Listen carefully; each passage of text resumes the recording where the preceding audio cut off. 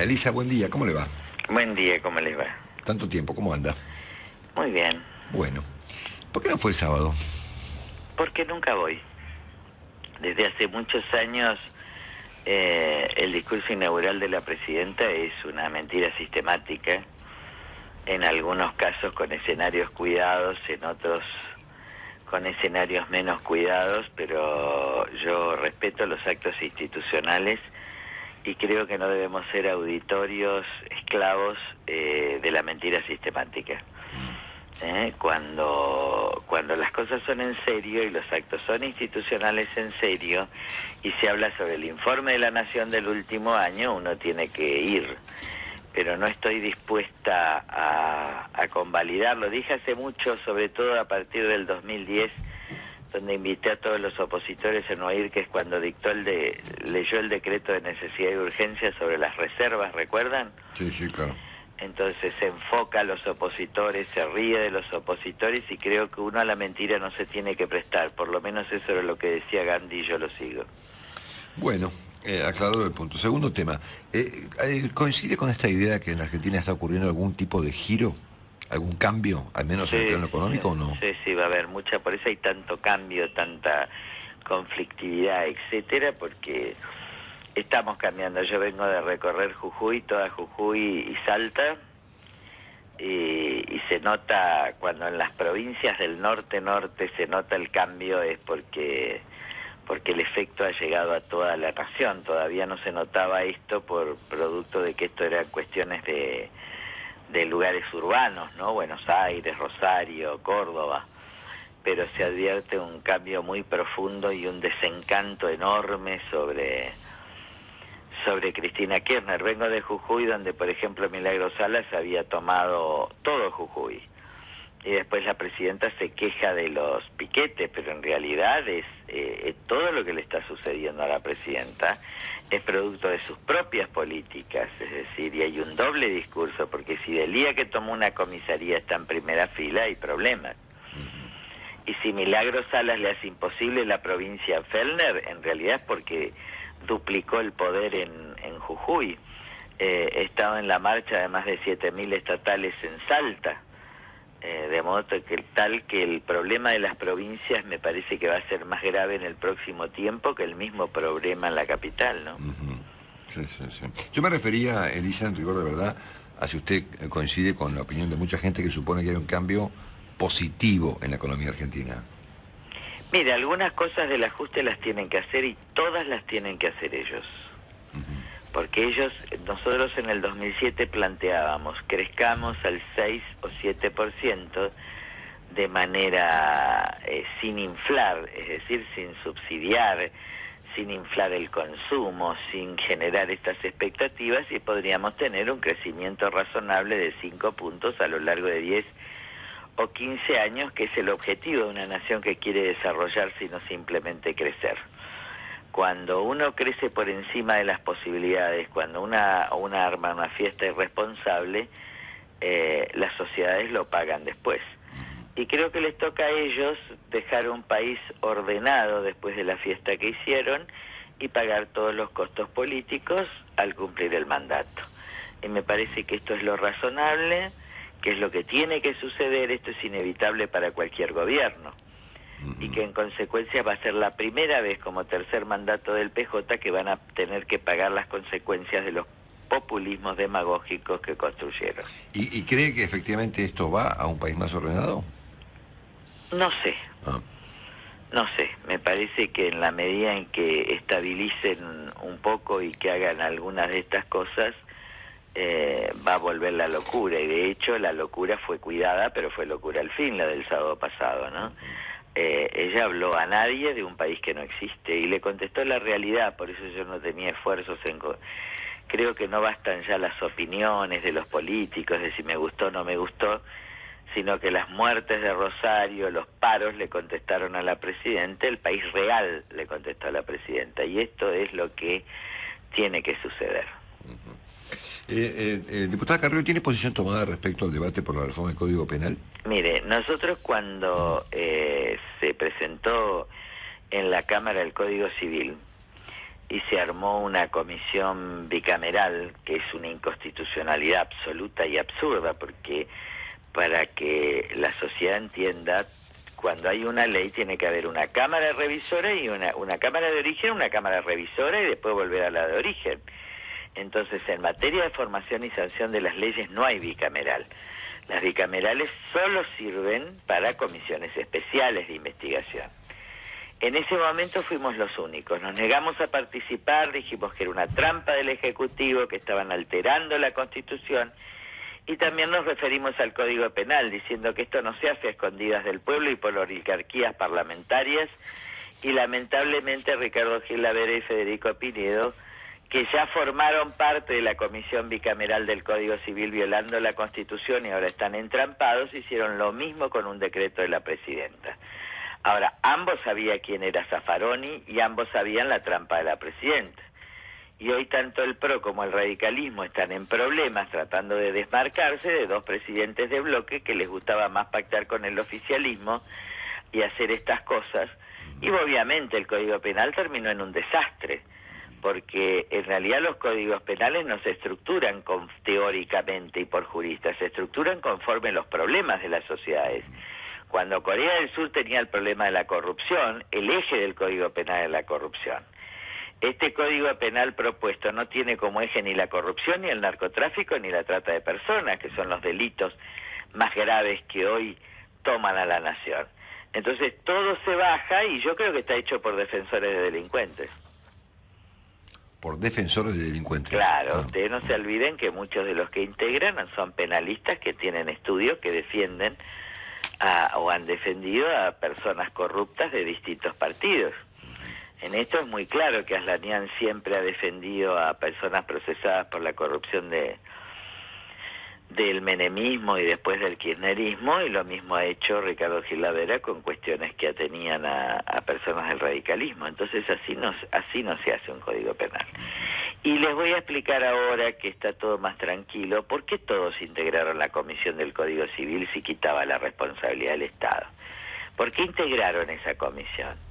Por ser protagonistas de la historia, pero hay momentos en que es mejor no ser protagonista de la historia.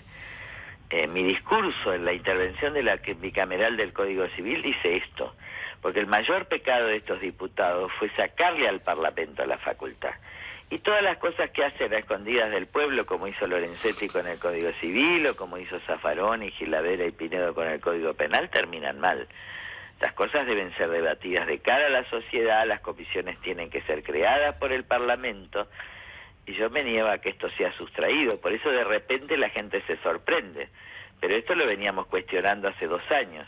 Incluso más le voy a decir Longobardi, cuando yo planteé la inconstitucionalidad de esa bicameral del Código Civil, hablé de la República invertida, de cómo era imposible que los jueces de la Corte que iban a revisar la inconstitucionalidad fueran a su vez miembros de las comisiones, tanto Lorenzetti como después fue el caso de Zaffaroni. Ni siquiera los diarios entendieron ni registraron periodistas especializados la gravedad institucional que esto implicaba. Doctora Carrió, tema narcotráfico. Fíjese, ayer el presidente de la Corte planteó que el asunto llega al nivel de afectar, poco menos, lo dijo Teclán, el Estado de Derecho. Esta mañana el jefe de gabinete dijo que, bueno, que el narcotráfico era finalmente un relleno que se publica cuando no hay otra noticia. No, miren, yo le voy a decir, Capitalí sabe muy bien que en la zona de frontera el narcotráfico ha tomado todo. En la línea del gobernador Massa, ayer me decían que en toda la zona de la Yunga jujeña, por ejemplo, que es la ruta 34, la ruta de la droga, ya hay colombianos viviendo en comunidades pequeñas. Esto Lorenzetti también ahora se escandaliza. Yo en el año 2009, la Cámara Federal de Salta, por una acordada, les dijo a Lorenzetti, le mandó una carta pidiéndole ayuda, porque en realidad estaban devastados y decían que todos los aviones estaban llenos de cocaína que bajaban a Salta.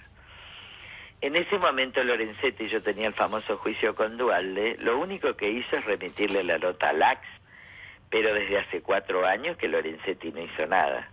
Cuando yo veo a todo el mundo hablar ahora de narcotráfico, le digo del narcotráfico, teníamos que hablar hace 10 años, como veníamos hablando nosotros, porque ahora estamos tomados realmente. Pero me alegro también que algunas provincias hayan llamado a organismos internacionales. ¿Cómo es posible que se enteren? La situación más delicada de la nación es Rosario. Porque ahí no hay policía, la policía está complicada con el narco, porque el gobierno no hizo nada durante muchos años, y la verdad que la situación de las muertes, pero estas muertes de Rosario de todos los días, se van a repetir en Capital, en el conurbano, en todos lados, porque el eje de la política fue dejar penetrar a los narcos, y este eje de la política tiene como responsable número uno a Aníbal Fernández. Cuando los ministros de México le dicen, miren que viene el cartel de Sinaloa y vienen los carteles mexicanos, y que se está produciendo droga, nadie hizo nada, porque en realidad el negocio de la efedrina era un negocio que se exportaba además a México, que era negocio de personas ligadas al gobierno. Entre ellos Aníbal Fernández, que una persona de su intimidad son los que matan en General Rodríguez. Entonces, asombrarse ahora de lo que se construyó en los últimos años y no ejercer las responsabilidades de una sociedad prácticamente presa del narcotráfico, el Gran Mendoza, el Gran Córdoba, y ahora la penetración de mucha gente. ¿Saben cómo hacen con los narcotraficantes que vienen? Ellos piden asilo porque están perseguidos por sus propios países. Este es el caso de Sangre, ¿recuerdan? El caso de tipo Mi Sangre. Mi Sangre. Sí. Ellos piden el asilo, los dejan entrar al país y nunca resuelven el asilo, cajonean los asilos. Por eso hay tantos narcotraficantes y sobre todo segundas líneas, en el caso del cartel de Medellín, en todos lados. Y Massa tampoco se puede escandalizar, porque el lavado de dinero del narcotráfico en Tigre y Nordelta es impresionante. Me decía una directora de una escuela de Nordelta que muchísimos chicos viven sin sus padres en grandes mansiones en Nordelta. Esto no puede ser desconocido. Acá hay una mano cómplice del Estado y de los intendentes del conurbano, y en el caso del socialismo una ignorancia enorme en el sentido de lo que se avecinaba en Rosario. La cuestión más difícil de revertir, porque es una ciudad tomada y sin policía, es Rosario. Bueno, porque a mí me parece que lo que dijo Capitanista esta mañana es casi una posición oficial del gobierno. Bueno, lo que hay que ver es qué relación tiene. Si me dice eso Capitanís del Norte y de Chaco, donde hay tantas pistas de aterrizaje, es porque algo tiene que ver y que decir sobre el narcotráfico. Entonces, no, el comentario es notable, es un tema de relleno de los diarios cuando no hay que hablar con el tema porque dólar. Ellos tenían prohibido hablar de esto. Pregúntenle de dónde sacan el dinero los políticos del norte y van a encontrar la respuesta. Lo que usted lo que poco menos que me consta de lo que usted está planteando es Salta. Yo estuve en Salta el año pasado en una cena donde fui a dar una conferencia y todo el mundo me planteaba, gente de la ciudad civil de Salta, el nivel de penetración por las fronteras en Salta, una cosa tremenda, ¿no? Pero tremenda hace años, tremenda, porque sí. el padre de Romero era jefe del narco, ¿recuerdan? Eso nunca paró. Después vino el Acuerdo del Norte con Saad y Duhalde, etcétera. La Ruta 34, que se llaman en Salta, y usted lo habrá escuchado, la Ruta Blanca le dice la sociedad, es una ruta garantizada de impunidad por la política desde hace muchísimos años.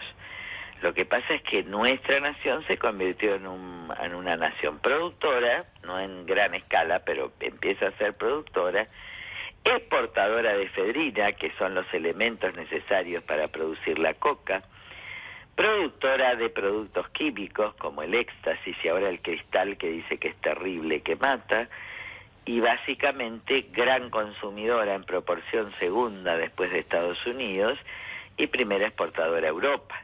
Esto no se hace sin la complicidad de un gobierno, a tal punto que la DEA y la inteligencia española tuvieron que pasar por las autoridades argentinas y no avisar para poder hacer un procedimiento. Este es el caso de Julián en España, ¿no?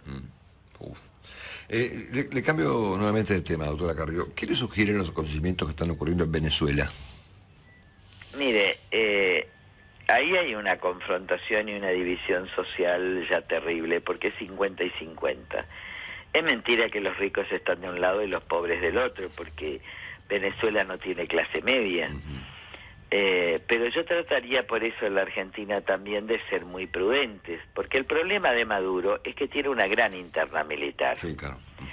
Entonces está usando a la oposición de alguna manera para sostenerse en el poder y pedir el apoyo de la región. Nosotros lo que tenemos que hacer acá es resistirnos sin ser provocados por el gobierno, que quiere marchas para poner muertos, porque el espejo del gobierno es querer ser Maduro. Nosotros tenemos que resistir, ya estamos en las puertas de elegir nuevo presidente. El PJ está pagando todas sus responsabilidades porque es la primera vez que tiene tercer mandato, y tenemos que llegar de una república destartalada a una república en serio. Yo solo le pido a Dios que ilumine a esta sociedad para no repetir la historia con Massa, con Scioli o con cualquier otro. Porque si no, el tema del narcotráfico, el tema de la inseguridad y el tema del clientelismo y la trata de personas va a continuar en el país como hasta ahora. Fíjese, Massa unido con otras, el personaje más oscuro del conurbano. Acá con tal de ganar hacen cualquier cosa.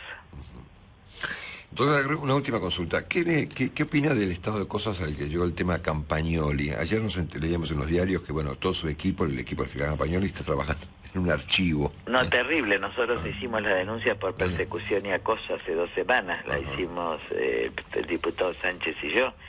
Así que espero que la justicia investigue, lo mismo que cómo se está comportando la fiscal Camaño. Persiguiendo a todos. La fiscal Campaño se comportó como una Gestapo dentro de la oficina de Campagnoli, que lo único que hizo es cumplir con su deber. Y todos estaban escondiendo al hermano de la señora Rodríguez, que es jefa de seguridad o ministra de seguridad, y que estaba complicado en el tema absolutamente en la reventa de entradas a River y en todos los negocios sucios de River. Es por eso que Gil Carbó lo saca. Sí, ¿sabe que hablé con la fiscal Camaño esta semana? Porque en ella recayó el caso del asesinato de este sicario, aparentemente acá en Palermo, del sábado pasado, o del lunes pasado, perdón, y me dijo que ella consideraba que, bueno, que podía haber ocurrido que no sea un tema narco, sino una venganza de la esposa. Mire, todo para ellos no es narco. Cuando para un gobierno nada es narco, es porque el gobierno es narco. Bueno, estamos escuchando, como siempre, a la muy elocuente doctora Elisa Carrió. Le mandamos un beso y gracias por su tiempo. No, al contrario.